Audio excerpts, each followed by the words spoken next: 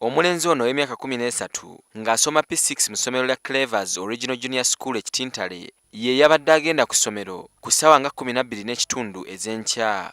Wabula bwe yatuuse ku muliraano n'alaba omusajja yabadde yeekwese mu ttanuulu ng'ebbali waliwo emmotoka era we yabayiseeko ne bamugoberera ne bamuwamba ne bamussa mu mmotoka. We twagenze nga nteseko akatambaala saasoose kusikamu kaguza munda.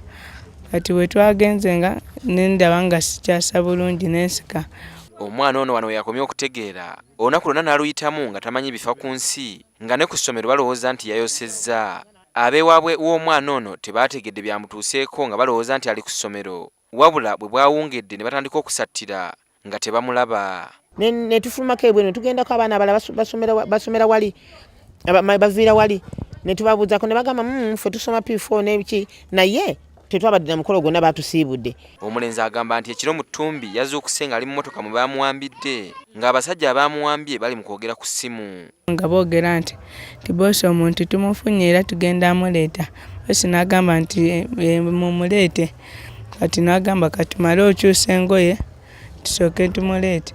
Bwe bagenzeeyo nga mpulira bayingira mu biti nange kwe kufuluma mpola nga nkutamidde mpola ne ntandika okudduka. Omuwambe eyabadde yeesibye ekikooti kyokka yaggukidde Kirinnya mu kito gye yafunye abaamuyambye ne bakubira maama we essimu. Omwana ali wano babadde bakoze batya bamubbye naye ali bwerere ddala empewe muli bubi jangu naki n'engoye naye jangu mu kito.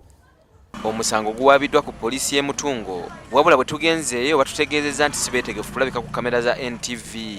Ono ye mwana owookusatu okuwambibwa mu bbanga lya mwezi gumu wano mu Kampala.